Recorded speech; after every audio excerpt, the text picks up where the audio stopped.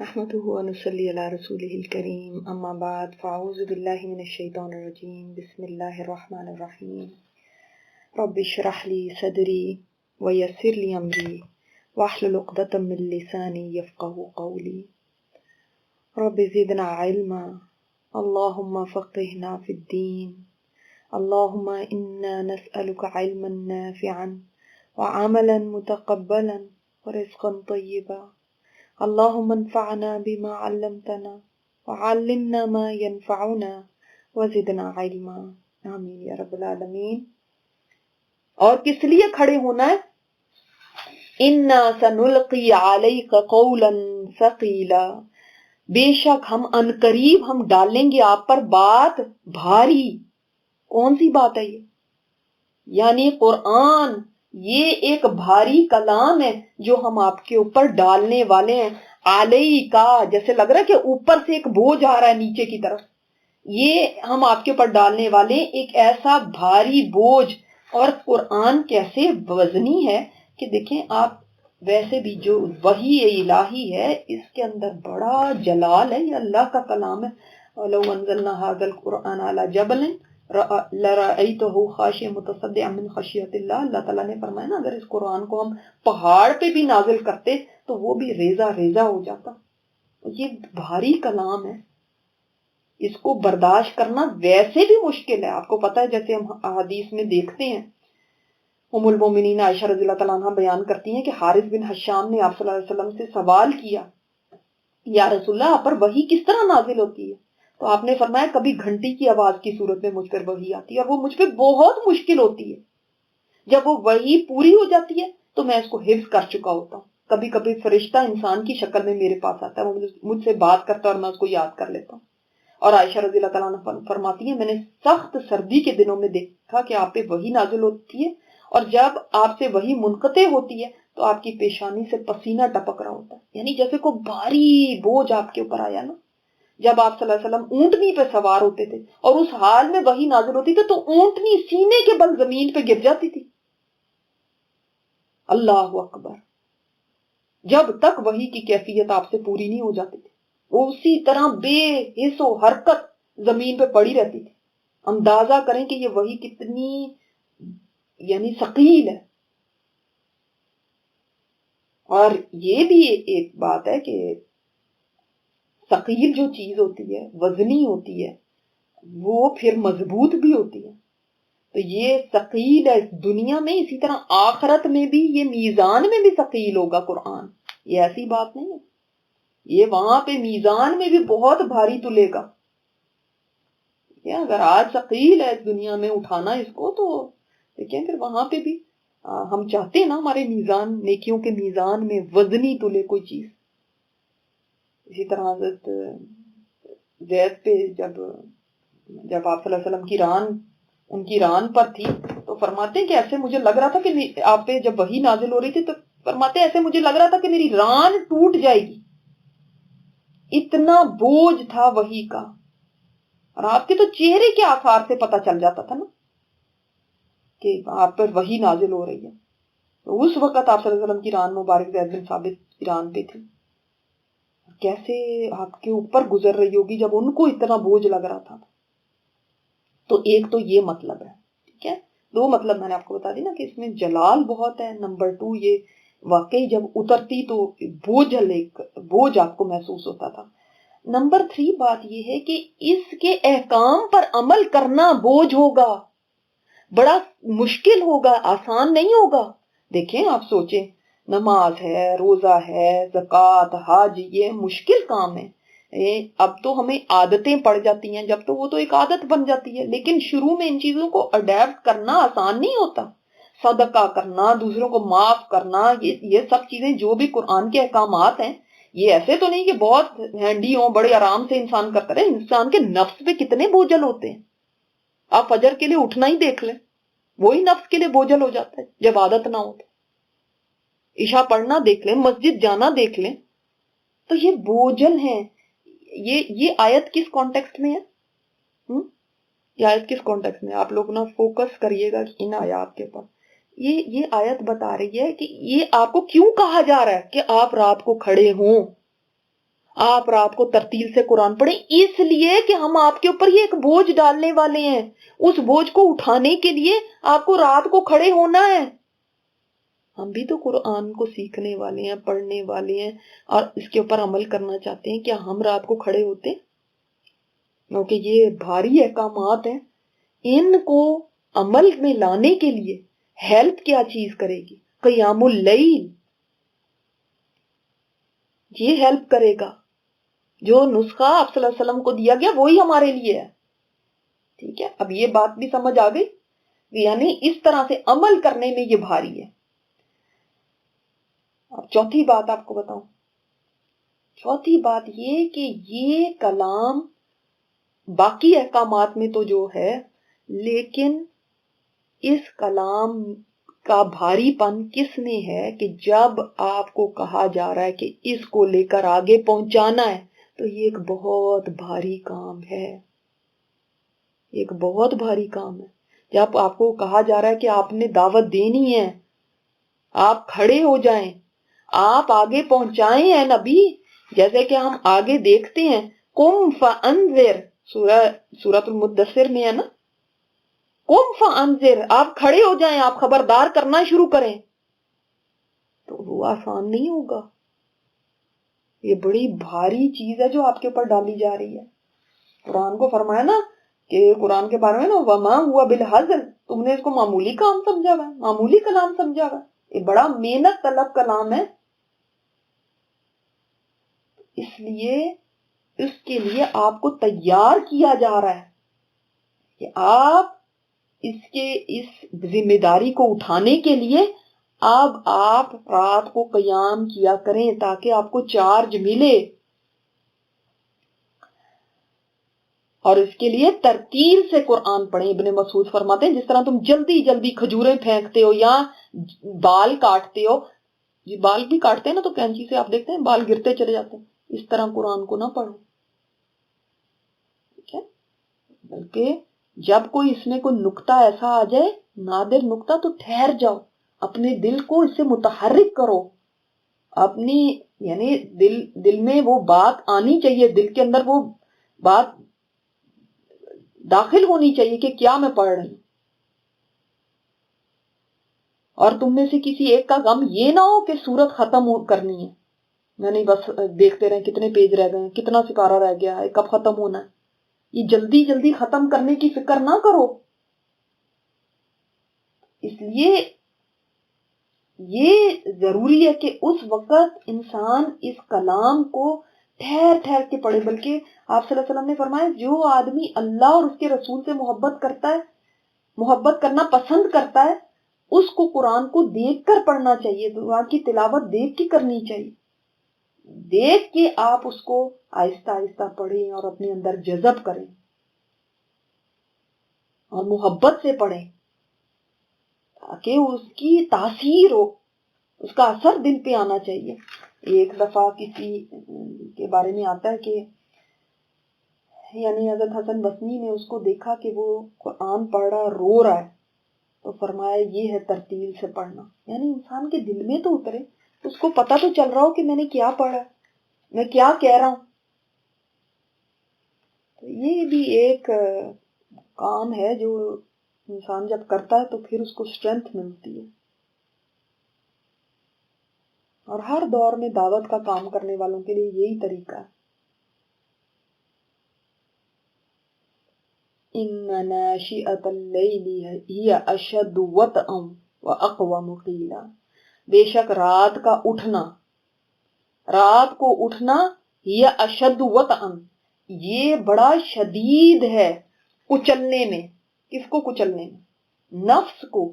نفس اس سے قابو میں آتا ہے، اس سے کچلا جاتا ہے۔ نفس تو کہتا ہے نا سو جاؤ، مزہ آ رہا ہے، گرمی ہے تو اے سی چل رہا ہے، مزہ ہے، کون بستر سے اٹھے نرم بستر سے، پھر اپنے منہ کے اوپر پانی ڈالے، پھر کھڑا ہو جائے، یہ تو نفس کو اچھا نہیں لگتا۔ تو نفس تو کہتا ہے سویا رہے۔ وہ پتہ ہے نا حدیث میں آتا ہے کہ جب انسان بستر پر جاتا ہے تو سونے کے لیے، تو شیطان اس کی گدی میں 3 گریں لگا دیتا ہے۔ گدی کون سی چیز جگہ ہوتی ہے؟ یہ جہاں پہ ہم پیچھے چٹیاں بناتے ہیں، یہ گدی ہے، یہاں پہ 3 گریں لگا دیتا ہے کہتا ہے سو جا سو جا، ابھی رات بہت پڑی ہوئی ہے. جب انسان جاگتا ہے وہ کہتا ہے سو جا بہت رات پڑی ہے. اسی لیے آپ دیکھتے ہیں نا، ہم جس وقت اگر رات کو آنکھ کھل بھی جائے تو بستر میں ہی ٹاس کرتے رہیں گے، ادھر سے ادھر ہو رہے ہیں، ادھر سے ادھر ہو رہے ہیں، لیکن اٹھنا نہیں ہے ہم نے. کبھی اٹھ جاتے ہیں، باتھ روم چلے جائیں گے، لیکن پھر آ کے بستر پہ لیٹ جائیں گے، وضو نہیں کرنا پھر. اور کبھی تو یہ ہوتا ہے کہ بستر پہ لیٹے لیٹے اب نیند نہیں آ رہی تو ساتھ سے فون پڑا ہوا ہے، ساتھ سے فون اٹھا کے دیکھنا شروع کر دیا، چلو ٹیکسٹ ہی دیکھ لوں کس کے آئے ہیں، چلو اوورسیز کال ہی کر لوں، وہاں پہ تو دن ہوگا اس وقت. وہ کیونکہ شیطان کہتا ہے سو جا ابھی رات بہت پڑی. اب جب اس وقت فون اٹھا کے سب کے ٹیکسٹ چیک کر لیے، 2-4 ادھر ادھر کالز کر لی، پھر بھی یہ توفیق نہیں ہوتی کہ ہم اٹھیں اور وضو کر لیں، کیونکہ شیطان مسلسل تھپکی دیے جاتا ہے. پھر اگر وہ اٹھ جاتا ہے تو ایک گرہ کھل جاتی ہے، جو ایک نوٹ لگائی ہوئی تھی اس نے 3 لگائی تھی نا، ایک کھل گئی. اب ایک تو کھل گئی، اگر آپ باتھ روم کر کے واپس آ کے سو گئے تو بس ختم معاملہ. لیکن اگر وضو کر لیا تو پھر سیکنڈ گرہ کھل گئی، اور پھر آ کے اگر مصلے پہ کھڑے ہو گئے تو تیسری گرہ بھی کھل گئی. اس طرح سے شیطان کرتا ہے، جیسے سمجھ لیں کہ رسیوں میں انسان کو جکڑ دیا ہو نا، کہ اس کے لیے اٹھنا اتنا مشکل ہو جاتا ہے کہ جیسے مجھے کسی نے باندھا ہوا ہے. انسان ادھر ادھر ہوتا ہے، تہجد کا خیال آ بھی جائے تو سوچتا ہے ایسا ہے کہ میں کل پڑھ لوں گی، آج نہیں، آج مجھے صبح جلدی بھی اٹھنا ہے، کام بھی بہت ہیں صبح. کبھی یہ خیال آتا ہے رات کو صحیح نیند نہیں ہوئی. اب چاہے بستر کے اندر، بعض دفعہ تو ایسا ہوتا ہے گھنٹوں گزر جاتے ہیں، ہم گھڑی دیکھتے رہتے ہیں اتنے ٹائم سے میں جاگی ہوں، لیکن اٹھنے کی توفیق نہیں ہوتی کیونکہ شیطان سلائے جاتا ہے. حالانکہ اللہ تعالیٰ نے جو اپنے پیارے ہیں نا، ان کی جو تعریف فرمائی ہے قرآن میں، تتجافا جنوبہم عن المضاجع، ان کے پہلو بستروں سے الگ رہتے ہیں. آپ صلی اللہ علیہ وسلم نے فرمایا رات کا قیام ضرور کرو، وہ تم سے پہلے کے نیک لوگوں کی عادت تھی اور تمہارے رب کے قرب کا باعث ہے، اور گناہوں کی بخشش کا اور گناہ سے روکنے والا. کتنے فائدے پتا چلے. یہ نیک لوگوں کی عادت تھی. جتنے انبیاء، جتنے نیک لوگ گزرے ہیں نا، رات کا قیام وہ ضرور کرتے تھے. اگر ہم اپنے آپ کو سوچتے ہیں کہ ہم نیک ہیں لیکن ہم رات کا قیام نہیں کرتے تو ایک تو شرط پوری ہی نہیں ہوئی. اور وہ تمہارے رب کے قرب کا باعث ہے، اللہ تعالیٰ کو قرب ملتا ہے اس سے، گناہوں کی بخشش ہوتی ہے، گناہ سے انسان رک پاتا ہے، تو پچھلے گناہ بھی مٹنے کا سبب ہے اور مزید گناہوں سے بچنے کی طاقت بھی پیدا ہوتی ہے. حضرت حسن بصری نے کہا کہ میں نے آدھی رات کی نماز سے زیادہ سخت کوئی چیز نہیں دیکھی. اشد وطا جو ہے نا، سخت چیز، یعنی نفس کو کنٹرول کرنے کے لیے، اس کو کچلنے کے لیے. تو کسی نے پوچھا کیا وجہ ہے تہجد گزاروں کے چہرے بڑے خوبصورت لگتے ہیں؟ تو فرمایا وہ اللہ کے ساتھ تنہائی میں ہوتے ہیں راتوں کو، تو اللہ ان کو اپنے نور کا لباس پہناتا ہے، یعنی ان کے چہرے نورانی ہو جاتے ہیں. اللہ تعالیٰ نور ان کے چہروں کے اوپر کر دیتا ہے، یہ چہرے منور ہوتے ہیں. اور ٹھیک ہے یہ مشکل چیز ہے، لیکن اللہ تعالیٰ جس کے لیے آسان فرما دے. اس کے لیے کچھ چیزیں تو یہ ہیں کہ انسان کی جو ہیلپ کرتی ہیں، انسان کم کھائے، کم پیے، اتنا نہ کھا لے کہ رات کو بس سوتا ہی رہے، کیونکہ جب انسان کھاتا زیادہ ہے تو نیند بھی زیادہ آتی. پھر یہ کہ رات کو ٹائم پہ سوئے. اب ہمارے پرابلمز یہ ہیں کہ ہمارے ہاں تو اب راتوں کی جو دعوتیں ہیں ماشاءاللہ، اب شادیوں کو تو چھوڑیں ہی، وہ تو بالکل ہی فجر ہی کر دیتے ہیں، لوگوں کو سزا دیتے ہیں کہ آپ بیٹھے رہو جب تک کہ آپ ہمارا فنکشن نہ دیکھ لو. میں ایک جگہ بھی آپ مجھے بتا دیں کہیں یہ تجربہ کوئی کر کے دیکھے، لوگوں کو آتے ہی کھانا کھلا دیں، میں پھر اس کے بعد دیکھوں گی کتنے لوگ بیٹھتے ہیں آپ کا فنکشن دیکھنے. لیکن لوگ لیسٹ انٹرسٹڈ ہوتے ہیں کہ کیا کوئی کر رہا ہے. ہم نے ان کو سزا سے بٹھایا ہوتا ہے کہ آپ کی سزا ہے، اگر کھانا کھانا ہے تو آپ کو بیٹھنا پڑے. اب ان کو بٹھائے چھوڑتے ہیں، وہ بےچارے عاجز آ رہے ہوتے ہیں، جو ہی اسی لیے آپ کھانا دیتے ہیں وہ فوراً غائب ہو جاتے ہیں، ہال آدھے سے زیادہ خالی ہو جاتا ہے. تو کبھی کھانا پہلے دے کے دیکھیں، پھر دیکھیں کتنے لوگوں کو شوق ہے آپ کے فنکشن دیکھنے کا. تو شادیوں میں تو بہت ہی. افسوس سب سے زیادہ یہ ہے کہ ہم اپنی دعوتوں کا بھی یہی حال کرتے ہیں، جس میں ہمارے پاس چوائس ہوتی ہے کہ ہم کوئی بھی ٹائم رکھیں، جس ٹائم پہ مہمان کو بلاؤ گے اسی پہ آئے گا. جب ہم لیٹ ٹائم رکھتے ہیں اور لیٹ ہی کرتے جاتے ہیں، پھر تو اس کے بعد کون کس وقت گھر جائے گا، کب سوئے گا، کیسے اٹھے گا، وہ اس کی ذمہ داری کس پہ ہے؟ یہ جو ماشاءاللہ ہوسٹ ہیں جو دعوتیں کرتے ہیں اور پھر سوچتے ہیں کہ ہم بہت اچھا کام کر رہے ہیں، تھوڑا سا اگر یہ بھی خیال کر لیا کریں تو کتنا اچھا ہو. رات اللہ نے بنائی یا تو سونے کے لیے، یا تو رات بنائی کہ اللہ کے آگے کھڑے ہو. ہماری راتیں کس میں گزرتی ہیں؟ رات کو مووی لگائیں، رات کو گپ شپ شروع کریں، رات کو فن کرنا شروع کریں، رات کو کچن کھل جائے گا، رات ساری بس اسی کے اندر گزرے گی، کھانا پینا اور ہلا گلا. اس کے لیے تو نہیں اللہ نے رات بنائی ہے. جب یہ ہوگا تو کون تہجد کے لیے اٹھے گا؟ کون قیام اللیل کر سکے گا؟ فجر پڑھنی مشکل ہو جائے گی تو قیام کرنا تو دور کی بات. اس کے لیے اپنی زندگیوں کو تھوڑا بدلنا پڑے گا، اپنے ٹائم ٹیبل تھوڑے ایڈجسٹ کرنے پڑیں گے. ایسے نہیں اٹھا جا سکتا. جو رات کو 11 بجے سوئے، 12 بجے سوئے، وہ کس طرح اٹھ سکتا ہے 3 بجے؟ اس وقت تو نیند بہت گہری ہوتی ہے، اوپر سے شیطان نے گریں لگائی نہیں. تو راتوں کو جاگنا اور دنوں کو سونا یہ کوئی اچھی عادت نہیں ہے. یا تو سو اور یا پھر اللہ کے آگے کھڑے، اس کے علاوہ تیسری کام نہیں ہے. ہم نے تو بالکل راتوں کو دن بنا دیا ہوا، دنوں کو رات بنا دیا. تو دوسری چیز کہ کیلولا سے اس کے لیے ہیلپ لے سکتے ہیں کہ آپ کیلولا کریں دن میں تھوڑی دیر. کیلولا بھی یہ نہیں ہے کہ پوری دوپہر سوئے پڑے میں تو اب اٹھنے کا نام ہی نہیں ہے، شام ہو گئی ہے، مغرب کی اذانیں ہونے والی ہیں اور ہماری نیند ہی نہیں ختم ہو رہی. یہ کیلولا نہیں ہوتا. چند منٹ کے لیے سونا کیلولا ہوتا ہے. تھوڑی دیر کے لیے آپ بستر پہ اپنے آپ کو ٹکائیں. پھر یہ ہے کہ انسان اللہ تعالیٰ سے جب بہت محبت کرتا ہے نا تو وہ محبت اس کو جگاتی ہے رات کو. وہ محبت ہے جو کہ اٹھاتی ہے اس کو بستر سے. آپ دیکھیں مائیں جن کے بچے بہت چھوٹے ہوتے ہیں اور راتوں کو بار بار اٹھتے ہیں تو ماں اٹھتی ہے کہ نہیں اٹھتی؟ کیا چیز اس کو اٹھاتی ہے؟ رونے دیا کرے بچے کو، روتا رہے، دوسرے کمرے میں ڈال آئے، خود آ کے سو جائے. کوئی ماں ایسا نہیں کرتی. کیوں؟ اس سے محبت ہے اس بچے سے. جب اللہ تعالیٰ سے بہت محبت ہوتی ہے تو پھر اٹھنا آسان ہو جاتا ہے. یہ محبت جگاتی ہے. پھر جن کو دنیا میں بھی یعنی کسی سے عشق محبت ہو جاتے ہیں وہ بھی کہتے ہیں راتوں کی نیند اڑ گئی، بھوک ختم ہو گئی. یہ کیا ہے؟ عشق کی بہت ہی وہ بتاتے ہیں آفات میں سے. تو وہ بھی کیا ہے؟ رات کی نیند کیوں اڑ جاتی ہے؟ محبت میں. تو جب اللہ تعالیٰ سے شدید محبت ہو پھر آسان ہے. ابو سلیمان رحمۃ اللہ علیہ نے کہا کہ رات والے اپنی رات میں اس سے زیادہ لذت پاتے ہیں جتنی کھیل والوں کو کھیل میں لذت ملتی ہے. اگر رات نہ ہوتی تو میں دنیا میں رہنا پسند نہ کرتا.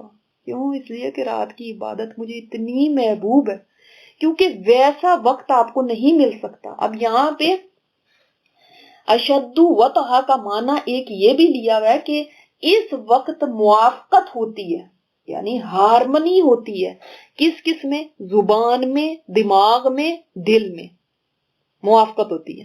یعنی زبان جو بول رہی ہے، دل اس کا اثر لے رہا ہے، دماغ میں مانا جا رہا ہے، انسان کو سمجھ آ رہی. لیکن یہ دیکھیں، پھر میں اگین وہی کہوں گی، اگر آپ رات کو 11 بجے سوئے ہیں اور پھر آپ اٹھ بھی گئے ہیں، چلو آپ اٹھ بھی گئے، آپ نے بہت بہادری کی، آپ نے اپنے آپ کو کھڑا کر بھی لیا، تو دماغ ہی سویا پڑا رہے گا. جھول رہے ہیں، ادھر کیا پڑھ رہے ہیں کچھ پتا نہیں ہے، گر رہے ہیں، اٹھ رہے ہیں، نہیں تہجد میں نے پڑھنی ہے. یہ نہیں ہے پھر بات. اس وقت انسان ایسے فریش ہو جائے کہ اس نے، اور آپ کو پتا ہے اب وہ سائنس بھی کہتی ہے کہ جو آپ جو سٹارٹ آف دا نائٹ ہے، جو آپ مڈ نائٹ سے پہلے جو سلیپ لیتے ہیں وہ سب سے زیادہ مؤثر ہے، سب سے زیادہ افیکٹو ہے. سب سے زیادہ آپ کی باڈی کو ہیلپ کرتی ہے. اس لیے اس وقت سو جانا مڈ نائٹ سے پہلے پہلے کا وہ زیادہ آپ کے کام آتا ہے کہ جس وقت کہ آپ اٹھیں گے اس وقت آپ فریش فیل کریں گے. اور اگر آپ نے اس میں ڈیلے کر دیا تو آپ کو پتا ہے وہ کچھ ایسے بھی ہے میرے سامنے اب اس وقت نہیں ہے وہ فگر کہ شروع کے آورز کا سونا یعنی ڈبل کے برابر ہے, پھر آدھی رات کے بعد سونا 1 گھنٹہ سوئیں گے تو 1 گھنٹے کے برابر ہے, پھر اس کے بعد جو دن چڑھنے کے بعد کا سونا ہے تو یعنی 2 گھنٹے سوئیں گے تو 1 گھنٹے کے برابر ہے, اس طرح سے ہے کچھ. لیکن جو شروع کا سونا ہے وہ ڈبل ہے, آپ کو فائدہ دیتا ہے. تو اشد وطأ کا دوسرا معنی کیا ہوا کہ یعنی ہارمنی ہے ایک. دن میں آپ دیکھیں ایسی ہارمنی نہیں ہوتی. دن میں کیا ہوتا ہے, آپ کی زبان کچھ بول رہی ہے, دماغ کہیں اور ہی پہنچا ہوا ہے, کیونکہ ابھی جو کام کرتے ہوئے آئے کسی سے فون کیا, بات کی, فون رکھا, اب دماغ ادھر ہی ہے گھوم رہا کہ اس نے یہ بات کی, اچھا ایسے کیا, یا پھر دماغ یہ سوچ رہا اب اس کے بعد یہ کرنا ہے, او مجھے تو وہاں جانا ہے, اچھا وہ کوئی اور چیز یاد آ گئی, کئی فون بج رہا ہے, کئی کچھ, تو 1000 خیالات انسان کے دماغ میں آتے ہیں. تو وہ چیز نہیں ہو پاتی جو رات کو ہو پاتی ہے کہ آپ خاموشی ہے, تاریکی ہے, بالکل کوئی ڈسٹرب کرنے والا نہیں ہے, کوئی فون نہیں بج رہا. حالانکہ کچھ لوگ تو تب بھی نہیں چھوڑتے کہ اس وقت بھی کچھ ٹیکسٹ کے کچھ نہ کچھ گھنٹیاں بجنے لگتی ہیں, ان کو تب بھی چین نہیں ہے کہ ہم اس وقت ہی اگر کوئی اٹھا ہی ہوگا تو اس وقت شاید انہوں نے یہ بتانا ہوتا ہے کہ ہم بھی اٹھے میں, یا پھر کیا واللہ عالم کیا مقصد ہوتا ہے, تو اس وقت بھی وہ ٹیکسٹ کرنے سے نہیں ہٹتے. تو خیر اپنے فون آف کر کے اس وقت جب آپ کھڑے ہوتے ہیں تو آپ کو یکسوئی میسر آتی ہے, وہ فوکس ملتا ہے جو دن میں نہیں ہو سکتا, پاسبل ہی نہیں ہے دن میں. تو یہ موافقت ہوتی ہے. ایک اور حدیث میں آتا ہے, صحیح مسلم میں ہے, کہ نبی علیہ الصلوۃ والسلام نے فرمایا رات میں ایک گھڑی ہے کہ جو بھی مسلمان اس میں اللہ تعالیٰ سے کوئی بھلائی مانگے اللہ تعالیٰ اس کو دے دیتا ہے. اور ایسا ہر رات ہوتا ہے, ایوری نائٹ ایسی گھڑی آتی ہے کہ جو کچھ اللہ تعالیٰ سے مانگا جائے اللہ تعالیٰ دیتا ہے. دیکھیں ہم کتنے کاموں کے لیے رات کو لیٹ جاگتے ہیں نا, سوچنے کی بات ہے نا. کبھی کوئی گیم ہو رہی ہو, یا کوئی شادی ہے, یا کوئی فنکشن ہے, یا پھر ہم ایئرپورٹ پہ بعض دفعہ کیا ہماری تو اکثر ہی فلائٹس رات میں ہوتی ہیں, تو ہم رات کو ہی اٹھتے ہیں, پھر ایئرپورٹ پہ بھی بیٹھے رہتے ہیں, وہاں پہ سو تھوڑی جاتے ہیں ہم, تو ہمیں کتنا بیٹھنا پڑتا ہے. لیکن سب کچھ ہم برداشت کرتے ہیں, جاگتے ہیں نا پھر بھی, لیکن اللہ کے لیے نہیں ہم سے جاگا جاتا.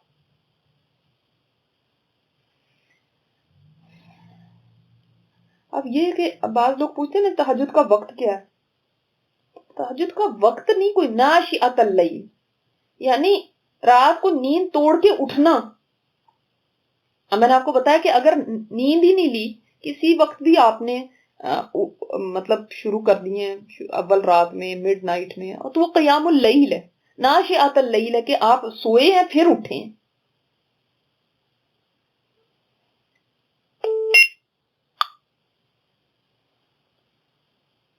وَأَقْوَمُ قِيلَ, اور زیادہ درست ہے بات میں, یعنی بات میں زیادہ درست ہے. اس کا معنی کیا ہے, یعنی بات بھی انسان کو زیادہ اس وقت ایفیکٹ کرتی ہے, جو بھی ادا کرتا ہے وہ بات سمجھ میں آتی ہے.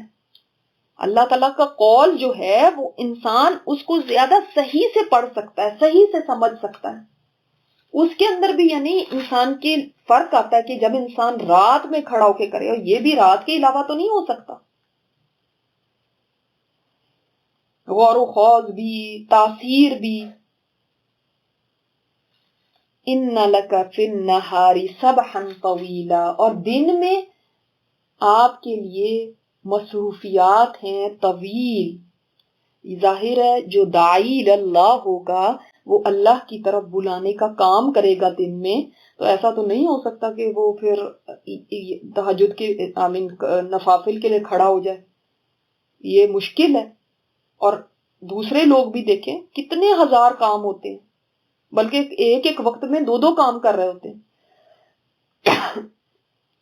تو نہیں ممکن ہے. دن میں اللہ تعالیٰ کو پتا ہے کہ دن میں اور مصروفیات ہیں اور مشغولیات ہیں جو اتنی طویل ہیں, اینڈ لیس ہیں. رات کے وقت یہ کام کیا جا سکتا ہے, تو رات کے وقت کھڑے ہو,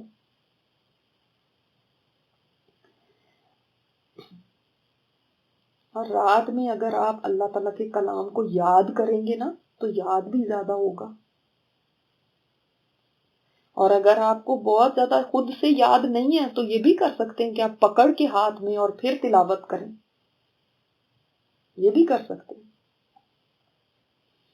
سبحانک اللہم و بحمدک نشہد ان لا الہ الا انت نستغفرک و نتوب الیک.